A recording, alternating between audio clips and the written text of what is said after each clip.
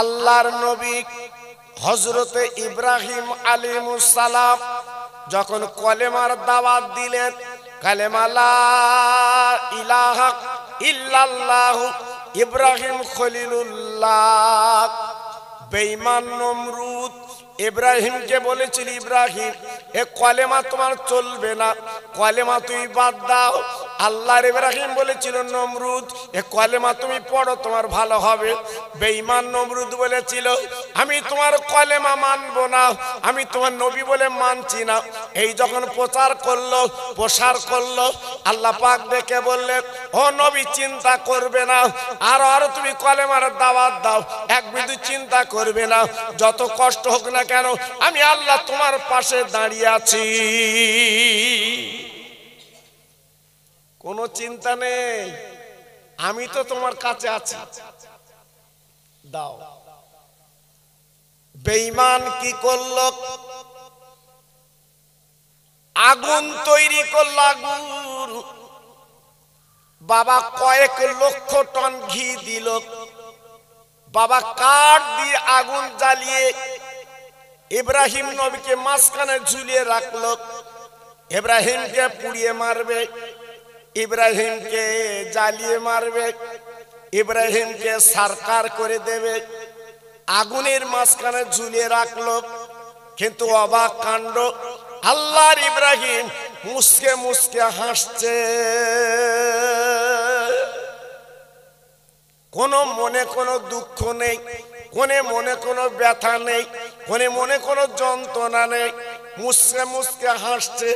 আল্লাহর ফেরেশতারা বললেন, আল্লাহ তোমার ইব্রাহিম আজকে পুড়ে যাবে, তোমার ইব্রাহিম আজকে জ্বলে যাবে, দেখো আগুনের মাঝখানে ঝুলিয়ে আছে। আল্লাহ বলে দিলেন, ফেরেশতারা তোরা যা যা চলে যা, চলে যাও, আমার নবীকে একবার জিজ্ঞাসা কর, তোদের সাহায্য যদি দিলে সাহায্য করবি, আমি আল্লাহ দেখছি, তোরা যা যা যা। আল্লাহর ফেরেশতারা হযরতে জিবরিল বড় বড় ফেরেশতারা চলে এসেছে, ও নবী গো একবার মুখে বলো, আগুনটা নিভিয়ে দেই, আগুনটা উড়িয়ে দেই, আগুনে তুমি পড়বে না, আমরা আগুনটা নিভাতে এসেছি, একবার তুমি হুকুম দিলে নিভিয়ে দেও। আল্লাহর নবী কি বলেছিল? ও ফেরেশতারা তোরা চলে যা, চলে যা, চলে যা, আমি এমন একটা আল্লাহর ইবাদত করি, সেই আল্লাহ কি দেখছেন না? কি বুঝলেন? বেরেনে গেছে? হ্যাঁ, আমি এমন একটা আল্লাহর ইবাদত করি, সে আল্লাহ কি দেখছে না? তোমরা এলে কেন আমার কাছে? তোমরা কি সাহায্য করবে? আমি ইব্রাহিম যদি জ্বলে যাই, পুড়ে যাই, আল্লাহ যদি খুশি হয়, আমি 1000 বার জ্বলতে রাজি আছি। জোরে বলো, চিল্লে বলো। হ্যাঁ, আমাদের মতো দুমুখো না, দুমুখো না। আগে পয়সার গরম দেখিয়ে দেখিয়ে দেখিয়ে দেখিয়ে তারপর লাস্টের বেলা যখন হসপিটাল ফেরত, বেঙ্গালোর ফেরত, তখন বলতে আল্লাহ তুমি ছাড়া লাইন নেই, আল্লাহ তুমি দেখ। কেন এই কথাটা আগে বলা যেত না? আল্লাহ তুমি রোগ দিয়েছো, তুমি সারা খেতে, আমরা লাস্টের বেলা বলি। আর ইব্রাহিম নবী কি বলছে? তোমাদের সাহায্য নেব না, আল্লাহ যদি মনে করে আমি পুড়লে আল্লাহ খুশি হবে, আমি পুড়তে রাজি আছি। জোরে বলো। আল্লাহর ফেরেশতারা আরজু করে বলেন, আল্লাহ এমন একজন তোমার নবী, এমন একজন তোমার পয়গম্বর আমাদের সাহায্য নেয় না, আমাদের কথা দিকে তাকায় না, 1000 বার পুড়তে রাজি আছে, তুমি যদি খুশি হও। আল্লাহ পাক ডেকে বললেন, ও ফেরেশতারা তাকে দেখ, আমার বান্দা ইব্রাহিম নবী কেমন নবী, একবার তাকে দেখ, তোদের সাহায্য নেয় না, আমি আল্লাহ আমার সাহায্য নেয়। আল্লাহ পাক আকাশবাণী করলেন, কুলিয়া না রুকুনি বারদাও ওয়া সালামান আলা ইব্রাহিম। ওরে আগুন, খবরদার যেন তুই ছুবি না, ওরে আগুন তুই পোড়াবি না, আমার নবী, আমার বন্ধু, আমার ইব্রাহিম আগুনের মাঝখানে যাবে, ইব্রাহিমের জন্য ফুলের বাগান বেনে যা।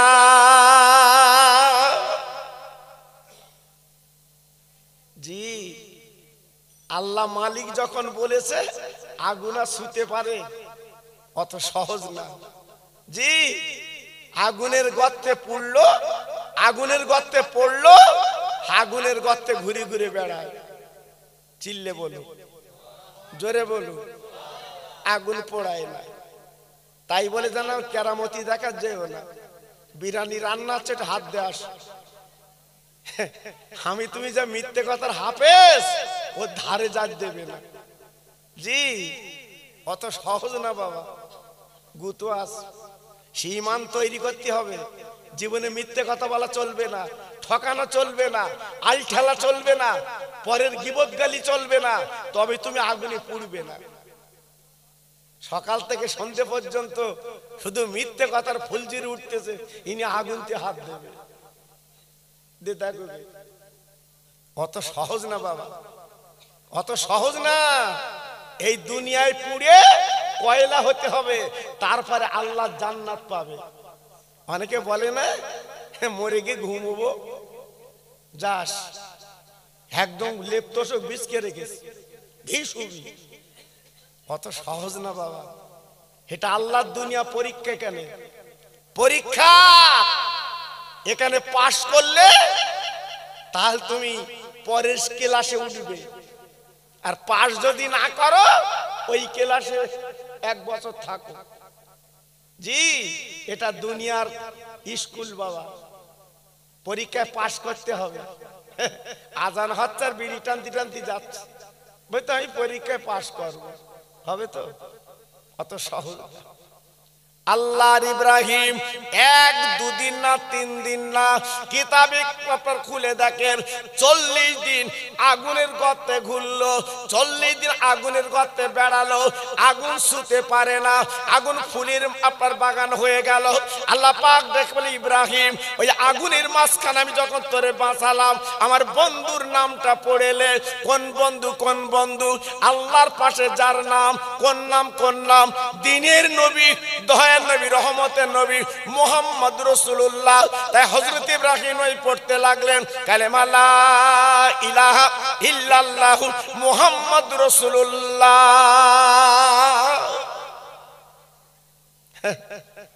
জি।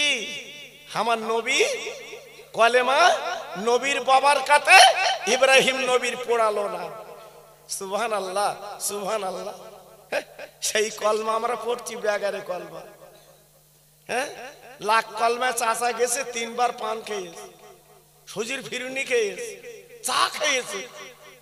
গোনার সময় বলতে হয় 13,000। 13,000 হয়েছে জি। সব জায়গা ফাঁকি, সব জায়গা ফাঁকি। হ্যাঁ, অত সহজ না বাবা। এটা কঠিন দুনিয়া, এখানে কাজ করতে হবে জি। একটু তাকবীর দিচ্ছি, একটু নিজের মনটা একটু গরম করলেন। আজকের বুঝতে পারছেন ফিলিস্তিনের মুসলমানদের কি অবস্থা? রাত দিন ঘুম নেই। কচি কচি বাচ্চারা আজকে দুনিয়াতে চলে যাচ্ছে, বোমে বোমে শেষ করে দিচ্ছে। এজন্য বলছি বাবা, প্রত্যেকে নামাজ একটু কাঁদবেন, চোখের পানি ফেলবেন, ওদের জন্য বলবেন। তাই আসুন আমি একটু তাকবীর দিচ্ছি। আমার মাজার ভাই, পিছনে ভাই, সামনের ভাই, সবাই মিলেমিশে একটু আল্লাহর নাম নেবেন। আর যদি বলেন আমি লোবো না, ওটা আপনার ব্যাপার। কাল সকালে যখন উঠবা আল্লাহ মুখটা বন্ধ করে দেবে। বোবা, ক্ষমতা আল্লাহর আছে না নাই? আছে না নাই? আছে না নাই? একমাত্র ক্ষমতার মালিক কে? জোরে বলতে হবে, আর একটু চিল্লে বলুন। একমাত্র ক্ষমতার মালিক আমার আল্লাহ, সবকিছু করতে পারে। এই জন্য বলছি একটু জবান খুলে আল্লাহর নাম নেন দেখি, সবাই মিলে মিশে নেন।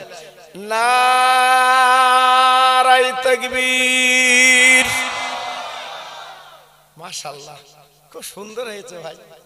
কারণ এই জলসার আপনার জানেন এলাকার ভিতর আমি তো মনে করব ঐতিহাসিক জলসা জি। যেমন সাজানো তেমন মাইক, লাইট, প্যান্ডেল, আবার আপনাদের দানে ডানে হাতের কাজ। বুঝেছেন তো ইনশাআল্লাহ। নারায়ে তাকবীর। সিলসিলায়ে হক ফুরফুরা শরীফ, সিলসিলায়ে হক ফুরফুরা শরীফ। নারায়ে তাকবীর। একটু মোহাব্বতের সঙ্গে কলেমা পড়েন জোরে জোরে, লা ইলাহা ইল্লাল্লাহ, লা ইলাহা। খুব সুন্দর হচ্ছে,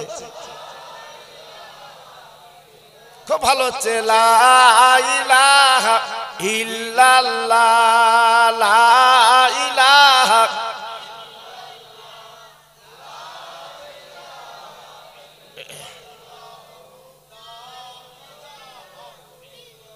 লা ইলাহা ইল্লাল্লাহ মুহাম্মাদুর রাসূলুল্লাহ। আমার সঙ্গে পড়েন, হাসবি রব্বি জাল্লাল্লাহ মাফি কালবি গায়রুল্লাহ, নূর মুহাম্মদ সাল্লাল্লাহ। জোরে জোরে, লা ইলাহা ইল্লাল্লাহ, লা ইলাহা।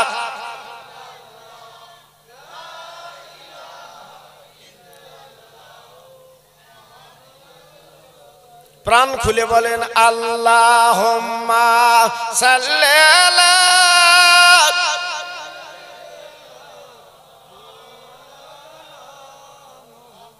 ওয়া আলা আলি।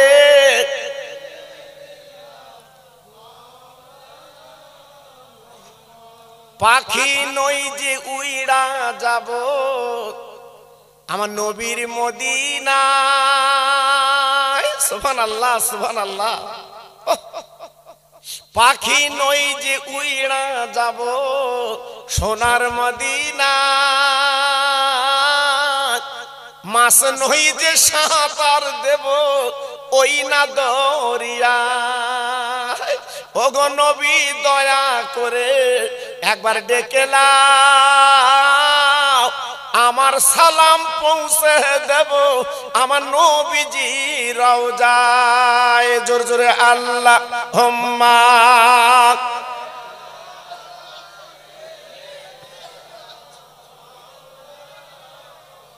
ওয়া আলা আলি।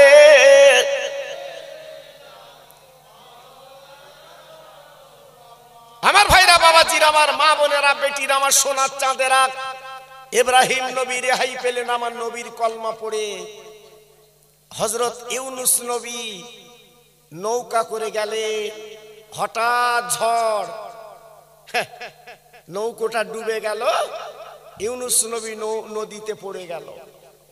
আল্লাহর ইউনুস আপনার নদীতে যখন পড়ে গেল, বিরাট বড় মাছ খেয়ে ফেললো, কিন্তু হজম করতে পারে না। এইবারে মাছের পেটে আল্লাহ নবী ইউনুস পড়তে লাগলেন, লা ইলাহা ইল্লা আনতা সুবহানাকা ইন্নী কুনতু মিনাজ জালিমিন। মর্তবার দোয়া। ও ছেলেরা, যুবকেরা, ও আব্বা জানেরা, তোমার বাড়িতে বালা মুসিবত লেগে আছে, সংসার অশান্তি লেগে আছে, বালা মুসিবত লেগে আছে বাবা, এই দোয়াটা, এই আয়াতটা যদি আপনি 100 বার করে ডেলি পড়েন, আল্লাহ পাক ওই বাড়িতে আল্লাহ শান্তি দেয়। জি, আল্লাহর ইউনুস পড়তে পড়তে পড়তে পড়তে 40 দিন মাছের পেটে ওই দুয়াটাই পড়তে লাগলেন, লা ইলাহা ইল্লা আনতা সুবহানাকা ইন্নী কুনতু মিনাজ জালিমিন।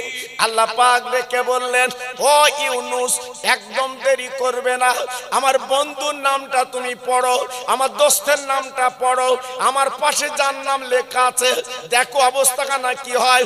ইউনুস নবী কি করলেন, উনি পড়তে লাগলেন, বিহুরমাতে হাজিল কালিমাতে তাইয়্যিবাতে বাকিলা ইলাহা ইল্লাল্লাহু মুহাম্মদ রাসূলুল্লাহ।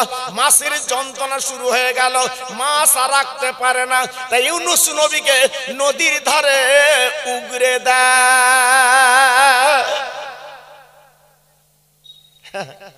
আমার নবীর কলমা এত মর্তবা, আমার নবীর কলমার এত দাম, হ্যাঁ, মাছ আর পেটে রাখতে পারলো না, উগরে দিল। সেই কলমা আমরা পড়ি আর ইউনুস নবী পড়লো, মিল আছে তো? যে এই জন্য বলছি বাবা, অনেকে আমার ঠাট্টা করে বলে কলেমার কাজ না, দৌড়বার কাজ।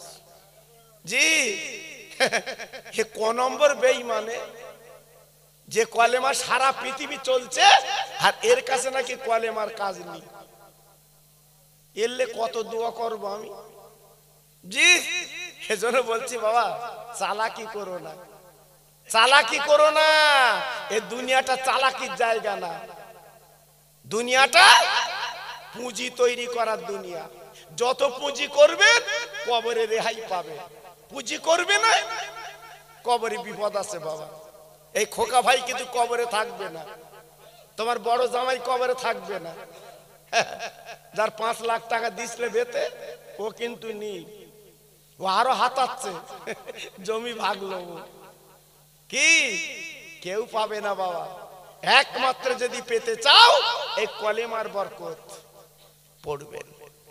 আল্লাহর নবী মুসা কালিমুল্লাহ আলাইহিস সালাম আল্লাহর কলেমা তথা দ্বীনের দাওয়াত বেঈমান ফিরাউনের কাছে দিয়েছিলেন। কালেমা লা ইলাহা ইল্লাল্লাহ মুসা কালিমুল্লাহ। বেঈমান ফিরাউন কলেমা পড়লো না, বরঞ্চ মুসাকে শায়েস্তা করবে বলে এইবার বলতেন আপনার পরিকল্পনা তৈরি করলো, মুসাকে মারবে বলে আপনার ষড়যন্ত্র করলো। আল্লাহ পাক ডেকে বলেন, মুসা রে এক বিন্দু চিন্তা করবা না, তুমি দ্বীনের দাওয়াত দাও, আমি আল্লাহ তোমার পাশে দাঁড়িয়ে আছি। কোনো চিন্তা নেই, আমি তো তোমার পাশে আছি। কি করবে তোমার? আব্বাজান ভাইজান, আল্লাহর নবী মুসাকে এইবার তাড়া করলো, মার্ডার করবে, দুনিয়াতে সরিয়ে দেবে। মুসা নবী লোকজন নিয়ে আপনার নীল নদীর কাছে চলে গেল। আপনি ইতিহাসে দেখেছেন নীল নদ বাবা, নীল নদীর কাছে চলে গেল।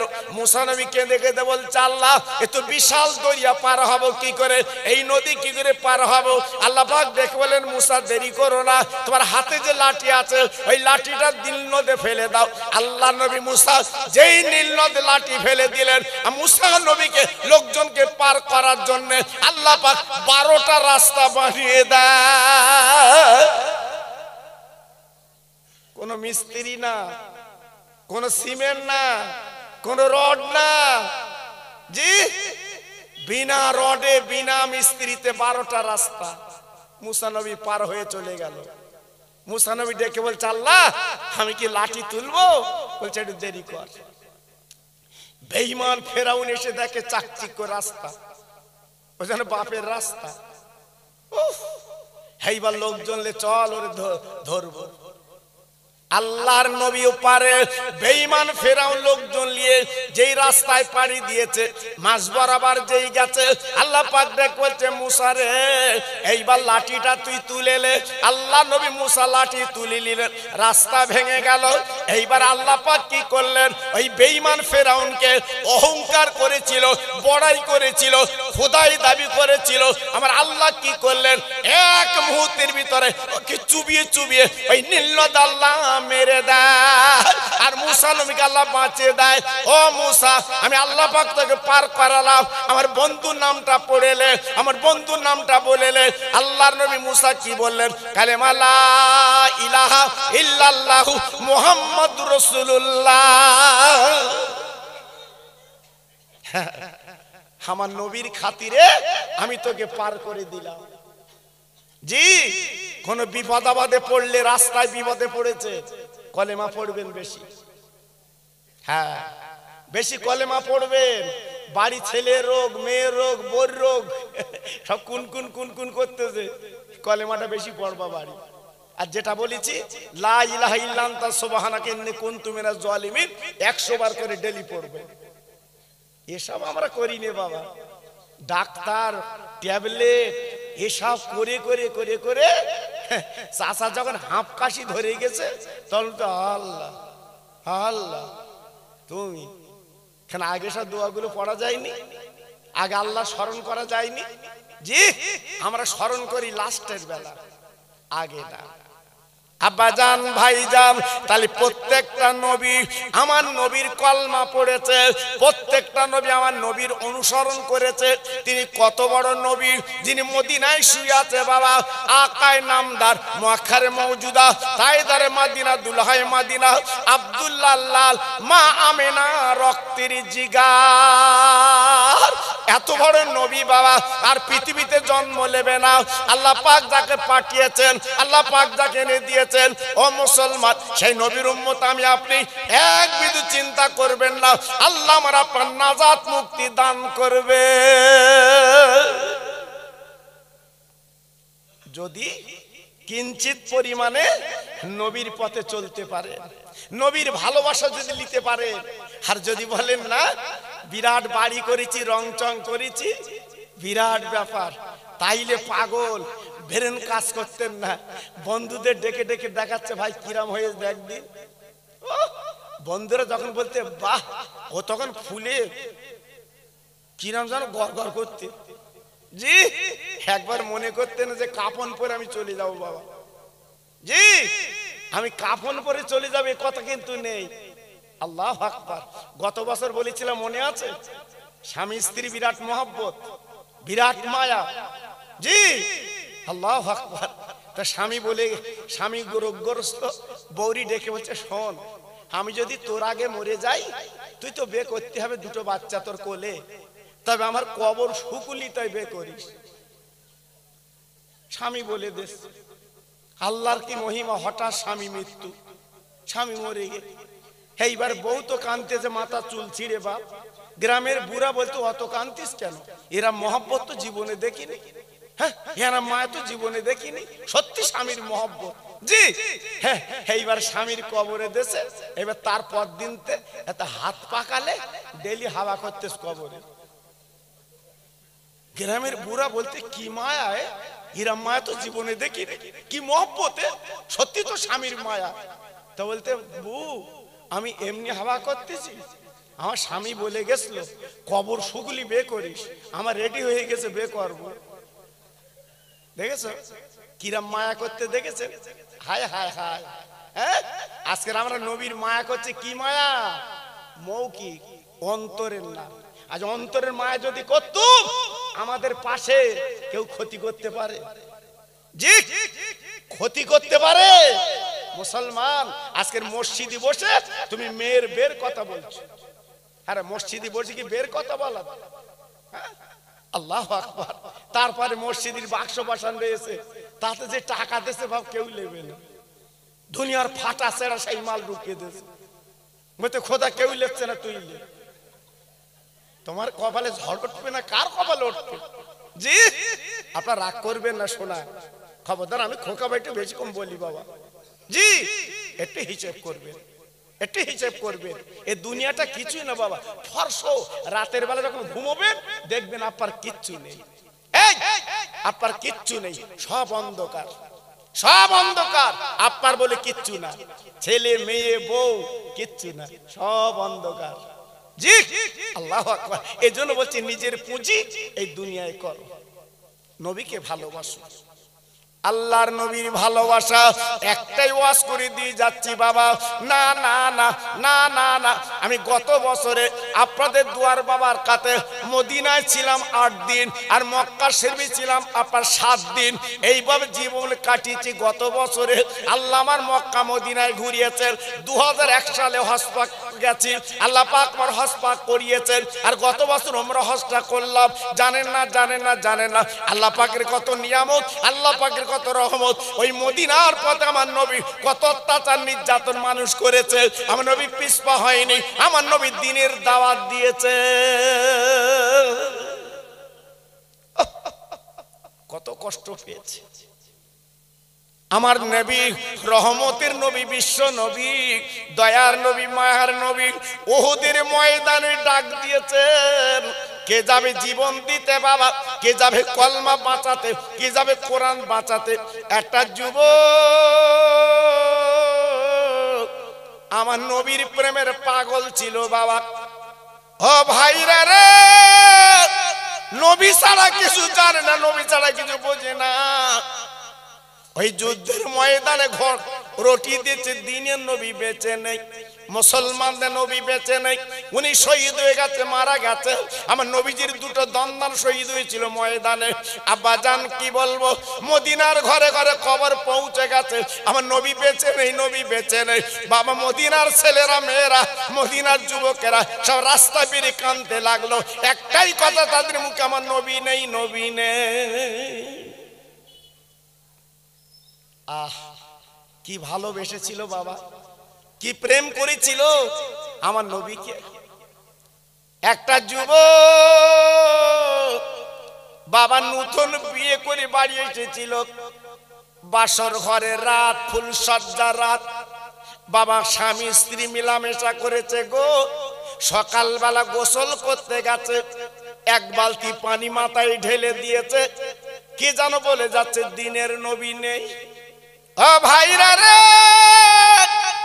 ছুটে ছুটে ঘরে গেল প্রাণের বিবি গো, আমার যুদ্ধের পোশাকটা পরিয়ে দে, লাঙ্গা তরবারিটা আমার কাছে দে, আমি যুদ্ধের ময়দানে যাব, আমার দিনের নবী নাকি বেঁচে নেই। বিবি ডেকে বলছে, প্রাণীর স্বামী আমার, তুমি তো নাপাক আছো, গত রাতে মেলামেশা করেছি, তুমি ফরজ গোসল করে যুদ্ধে যাও। স্বামী চিল্লে কেঁদে উঠে বলছে, বিবি গো, কার জন্য গোসল করব, কার জন্য ফরজ গোসল করব? ও বিবি, তুই দে দে, তরবারি দে, আমার যুদ্ধের পোশাক পরিয়ে দে, আমি দিনের নবীর জন্য আমি জীবন দিতে যাচ্ছি।